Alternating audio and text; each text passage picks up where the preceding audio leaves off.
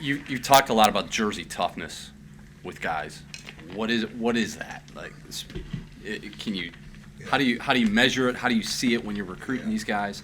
Well, I first experienced it with Bobby Hurley, recruiting Bobby Hurley, and seeing that kind of edge and being around the St. Anthony's program. That's probably was my first real feel for it. And we've had some guys from that. You've heard me also refer to it as I-95 edge. That D.C. to Boston corridor. But there's, I don't know. I think maybe that you're able to get great pickup games, in that area, especially in that state. They play really good high school competition. They've got like bragging rights, to be better than the Philly guys or the New York guys. There's a lot of things that keep a chip on your shoulder, when you play back in that area, and specifically Jersey. So is Steve a Jersey guy or is he a Philly guy? Because he lives in Jersey, but he was. I will say this: Governor Christie has gotten on him when he's heard him say Philly. Governor Christie has called him out and, hey, remember, you're a Jersey guy. And I think Matt Farrell has also called him out on that. But Steve's toughness is just kind of subtle. But there's not a tougher guy. And there's not a tougher guy in this league than Steve Vastoria. I mean, he's got a great edge about him. It's just his delivery is a little different.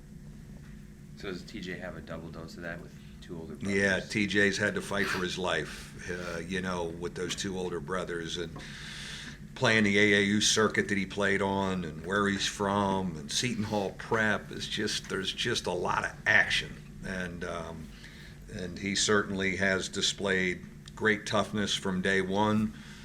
The battles between him and Matty in practice have been really good, and then it's neat to have them play together some too. Mike, when are you guys leaving in tomorrow? Weather Yeah, we're keeping an eye on it. We're hopeful we can stay with our schedule, practice at noon, because tomorrow's a reading day. Today's the last day of classes, and a 3:00 flight. Again, I think we can de-ice the snow and roll, but possibly we would move it up, maybe practice at 9 and try and get out of here earlier. So we're kind of keeping an eye on that.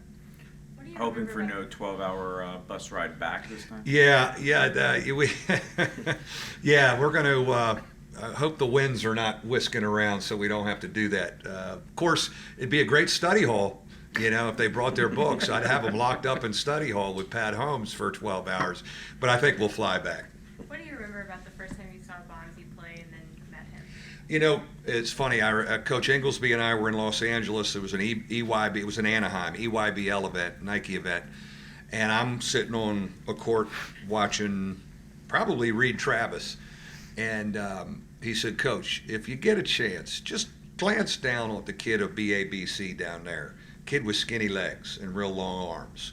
Just in between, go down and watch him." And I went down and watched about a quarter, and so we had dinner that night. We're talking about guys, and I said, he's intriguing. He's always around the ball, and I don't know what position he plays, but he's just always around the ball. Make sure I watch him twice the next day, which I did, and by dinner that night, it was like, do we have his number, his dad's number? We got to make sure we're offering him a scholarship. And then what was it like the first time you met Bonzi? Do you remember that? Yeah, he's, I'll tell you, it was funny. We had a school visit set up before he visited officially, and there was some senior field trip at his high school where they do this mountain hike, and they were like 3 hours late. So we waited, and the parents were so uptight, and the high school coach was upset, and coaching. I said, "Hey, he's a really good player. I'm not going anywhere. We're all right. I don't have anywhere to go." So we probably didn't meet. We were probably supposed to meet at 7. He comes rolling in and sweating because it was one of those hot days. It was September, and we talked for about an hour in the coach's office. And engaging guy. He was a guy who was in theater.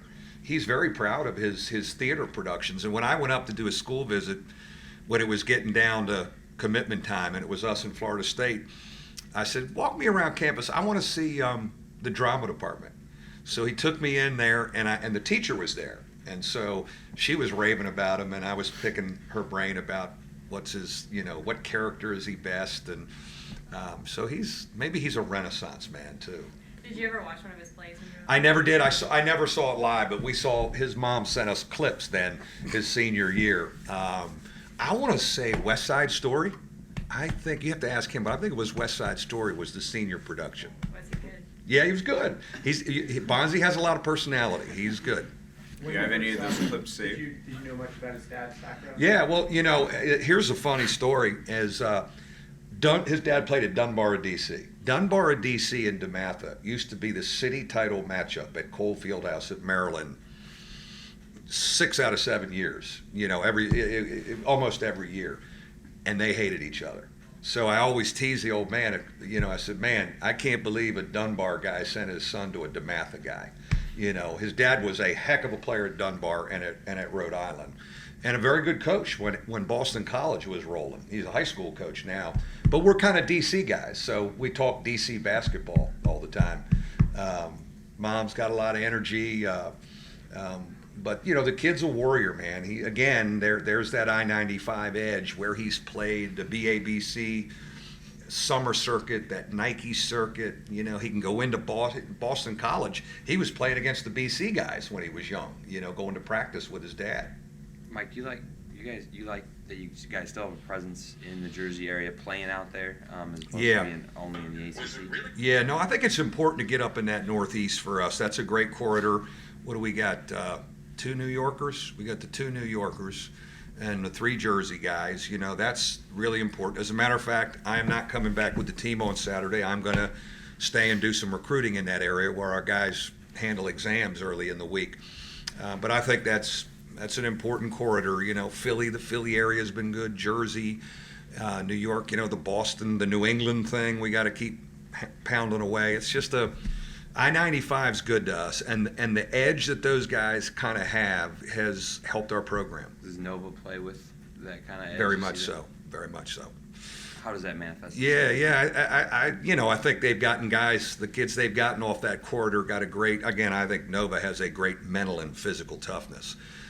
You just watch what they did down at Purdue to win that game down there against a heck of a team in a tough atmosphere. There's where, we're going to have to be able to match that. I'm interested to see, are we ready to match that out of that team? They obviously brought a lot back from last year's team. Yeah. Josh Hart's playing at kind of a whole other level. What have you seen from him? Yeah, he's added a jump shot, and he's a great story. The programs are kind of built very similarly with guys that grow up and get older and better in the program, and maybe they weren't 5-star guys, and Hart is a great example of that. He's the guy who sets the tone with toughness. His toughness really sets the tone for the team, kind of like how Bonds maybe does it for us.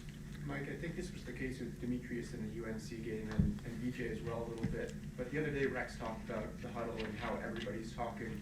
How much do you see leadership emerge and voices beginning to emerge just in that setting?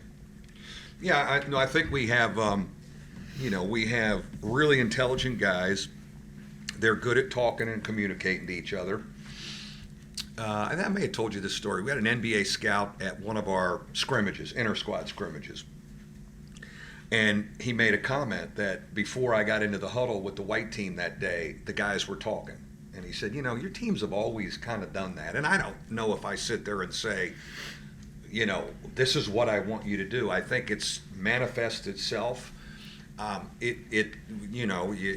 like their feedback. Sometimes it's good to be a discussion in the timeout and get some of their feedback. Like Vastoria recently said, Coach, against that zone, let's go 3 deep. Let's get out of gaps. That sounds good. Let's do it. And I love that they have that security to be able to suggest things, and it's not just all my way. I'm some really smart guys. But I think a guy like Pfluger now, and even Ryan, as sophomores, have good things to say about what's going on and how we can do things better. I'll tell you where we've made a great jump. We've made a great jump where when someone calls you out, when a teammate challenges we're not sensitive. We talk about putting a raincoat on. You better have the raincoat on, because I may get you on Saturday. The raincoat's better be on. I may get you. Your teammate may get you. You can't you know, I can't believe he got on me. You know, we've gotten better in that area. And so your huddles are more almost player-driven than coach-driven? Yeah, it depends. It depends on the huddle. I mean, I love to kind of listen to them a little bit. Like when I sit down, I don't go in right away. They're talking.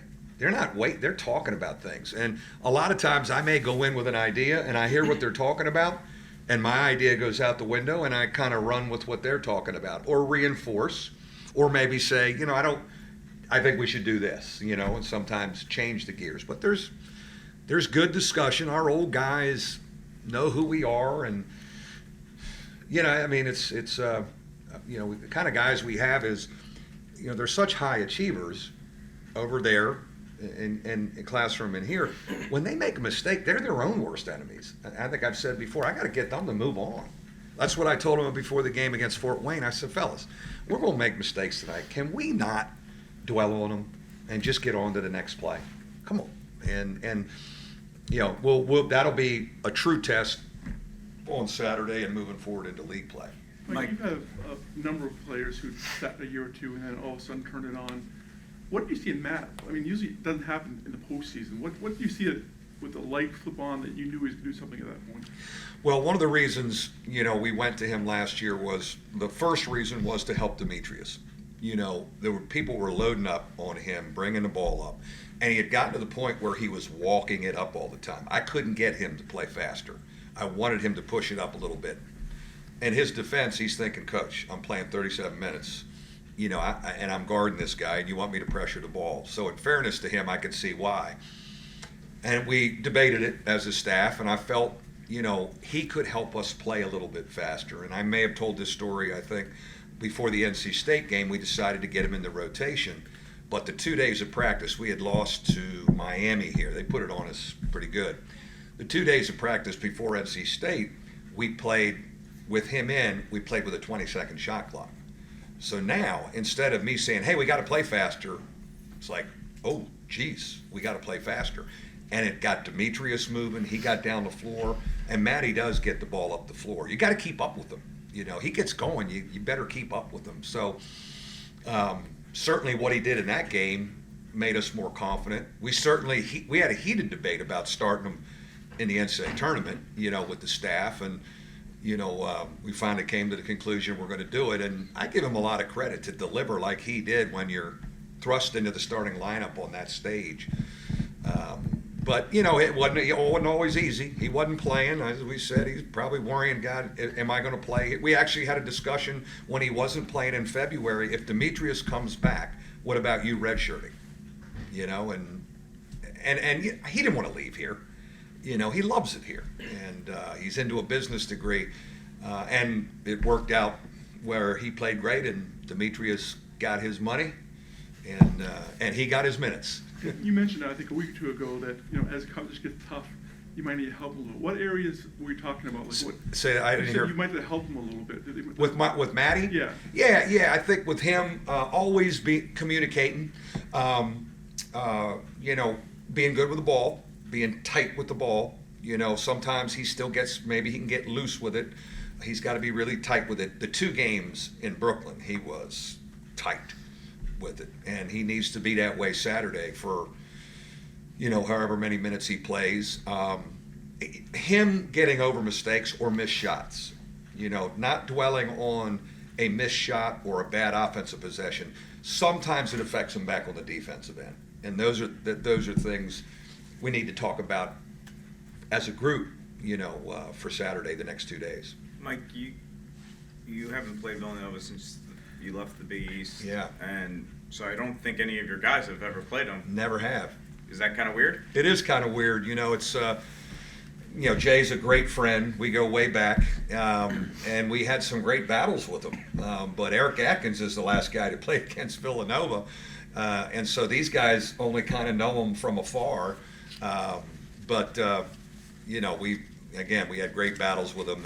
They've built an unbelievable program. I think Saturday's kind of neat where maybe the discussion can be around 2 teams with veterans back that have won instead of a lottery-picked freshman who maybe is hurt, but maybe he'll be back before Christmas. Or a lottery-picked freshman who's getting his butt beat? You know, we got two teams that have won a lot the last 2 years, and they're older driven. I think it's a refreshing story, and I hope CBS and RAF runs with it. You talked with Rex in the offseason about being better with the ball. Is it almost staggering what he's been able to Staggering. do? He doesn't have a turnover. Are you kidding me? 161 minutes? 161 minutes, 9 games, and he's making plays. Like, he's not playing safe, and he doesn't have a turnover. That is really staggering what he's doing. Then you add how he's shooting the ball, an area where he had to improve. I think he's 7 for 15 from the three-point line. He's 50%. Not taking a lot of them, but taking the ones he should. An area that he really needed to get better at. And then we know what he does defensively. I'm really pleased with what, you look at the stats of TJ Gibbs and Rex. They're coming in, they're good with the ball. They dive into it defensively and wear other guards down. And when they're open, they're making their shots, but they're not forcing anything. They've been, it's great because they play together on the blue team. So they play a lot together. So when you see them playing together and connecting, on the floor together, they get a lot of reps together in practice. But it's not like he doesn't, he is handling the ball. He's got the So ball. it's not like he's out there not finding guys. He's finding guys in spots that he didn't do No, that last he's year. making plays off the ball screen, which, that's not something I think. The first 3 practices, the summer of his freshman year, he turned it over every other possession. It was the one thing. I couldn't believe the ball was flying everywhere. And he played too fast, and we slowed him down. He's made great progress there. But I looked at that category again Wednesday morning, and it's staggering that he hadn't turned the ball over. Any explanation about why the team is so much better at free throw shooting? Not that they were bad before, but Yeah. leading the country. I'll tell you one thing, we ain't practicing it much. We're not going to overanalyze in practice and have guys thinking. But we kind of did that at the end of the year last year. I just got away from it, and our numbers went up. I think, you've got great shooters that are getting to the line more, guys that have a great stroke. And then I think there's kind of been this team confidence. Adding a Matt Farrell to the free throw attempts mix, I think kind of helps everybody's numbers. I'm very pleased to see what BJ's doing, but he should be doing that. He should have been a better free throw shooter last year with that kind of stroke. And I think he took it upon himself that he was going to be better to start this season, and he has been. Steve is pretty darn reliable, but he's been even better. Martin Gebbin hadn't shot it as well, but I think he's a great free throw shooter.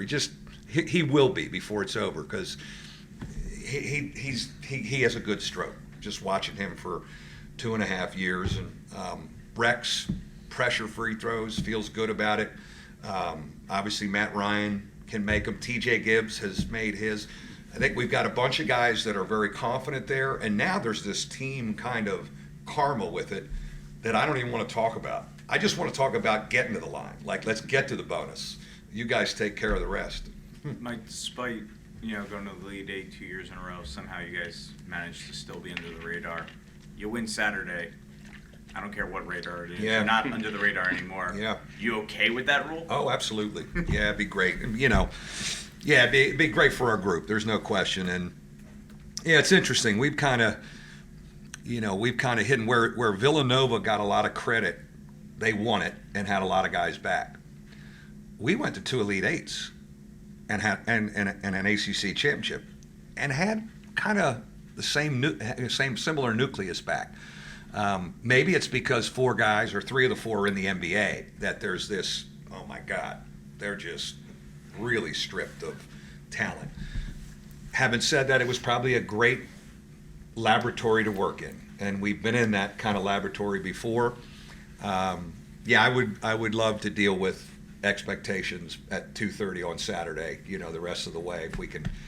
This group will have earned it if they get it. This group's done everything we've asked. Everything. I want it for them maybe more than they want it because they've just been so coachable. But it's exciting for CBS to have a game like that. Are you kidding me? And December 10th, it's kind of probably have a little NCAA buzz about it. I think they've sold 15,000 tickets up there, and so it's a slow football Saturday, right? Army-Navy. We're the JV game to Army-Navy, right? We're at noon, Army-Navy's at 3. I'm excited to see our guys in this atmosphere, so It'll be fun.